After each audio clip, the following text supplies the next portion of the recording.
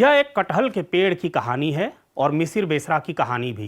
कितनी सच कितनी झूठ कहना मुश्किल है, लेकिन आज की तारीख में पुलिस को जिस सबसे बड़े माओवादी नेता की तलाश है, 1 करोड़ के इनामी सीपीआई माओवादी की पोलित ब्यूरो का बचा हुआ सदस्य मिसिर बेसरा उर्फ सागर उर्फ सुनिर्मल उर्फ भास्कर खुद कटहल के पेड़ की यह कहानी सुनाया करता था।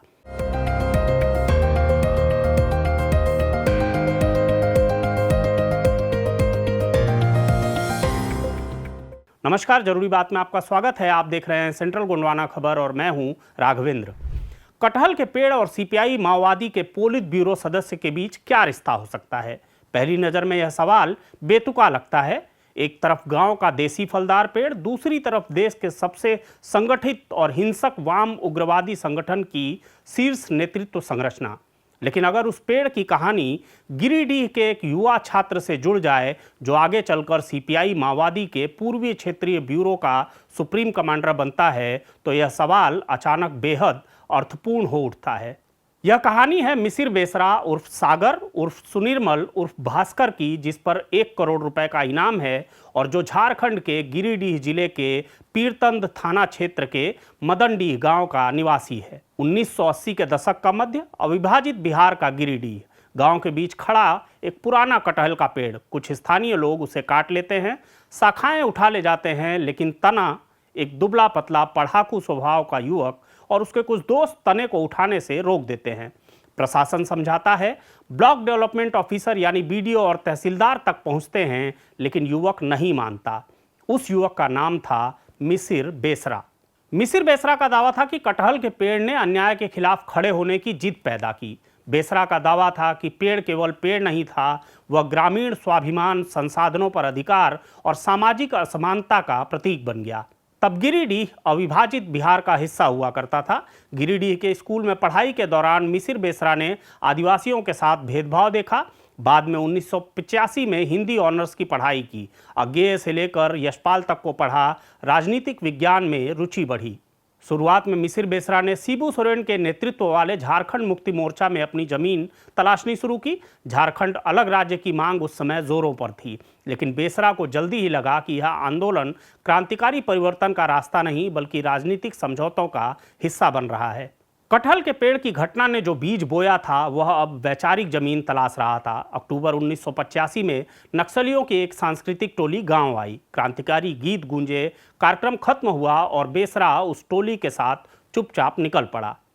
यहीं से मिसिर बेसरा की भूमिगत जिंदगी की शुरुआत हुई। बेसरा को शुरुआती प्रशिक्षण आंध्र प्रदेश में सक्रिय पीपुल्स वॉर ग्रुप से मिला। उस समय नक्सली आंदोलन सीमित संसाधनों और स्थानीय समर्थन के लिए संघर्ष कर रहा था। 2004 में पीपुल्स वॉर ग्रुप और बिहार झारखंड में सक्रिय एमसीसी का विलय हुआ और औपचारिक रूप से सीपीआई माओवादी बना और इस संगठन ने देश भर में अपने पैर पसारे। मिसिर बेसरा का नाम इस संरचना में तेजी से ऊपर उठा। हिंसा की एक से बढ़कर एक घटनाओं में उसका नाम जुड़ता चला गया।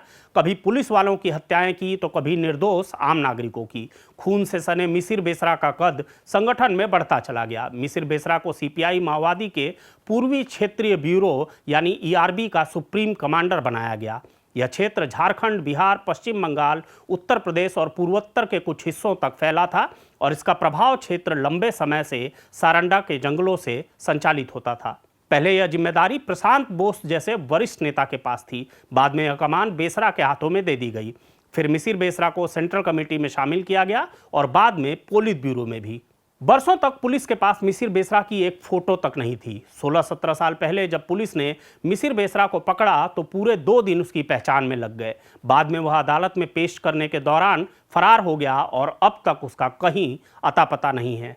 आज की तारीख में जब अधिकांश शीर्ष माओवादी नेता या तो मारे जा चुके हैं या आत्मसमर्पण कर चुके हैं, गणपति और मिसिर बेसरा ये 2 नाम ऐसे हैं जिस पर सुरक्षा बलों की नजरें टिकी हुई हैं।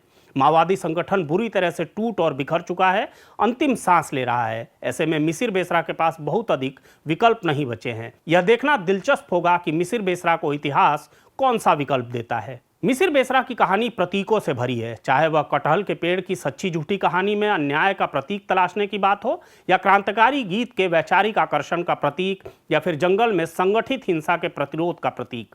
लेकिन इन प्रतीकों के पीछे एक कठोर यथार्थ भी है। हिंसक हमले, पुलिस और आम लोगों की मौतें और दशकों से चल रहा सशस्त्र संघर्ष। मिसिर बेसरा पर सैकड़ों लोगों की हत्या का आरोप है। उसकी पहचान एक क्रूर और हिंसक माओवादी नेता के तौर पर है। कटहल के पेड़ से एक क्रूर और हिंसक और 1 करोड़ के इनामी माओवादी नेता तक की पहुंचने की इस कहानी में एक बड़ी विडंबना है, जो इस पूरे प्रसंग को दिलचस्प भी बनाती है और चिंताजनक भी, क्योंकि कभी कभी इतिहास की बड़ी कहानियां गांव के एक साधारण पेड़ से शुरू होती हैं। इस तरह की खबरों को देखने के लिए आप हमारे चैनल को लाइक, शेयर और सब्सक्राइब जरूर करें। हमेशा की तरह हमें अपनी खबरों पर आपके कमेंट्स का भी इंतजार रहता है। नमस्कार।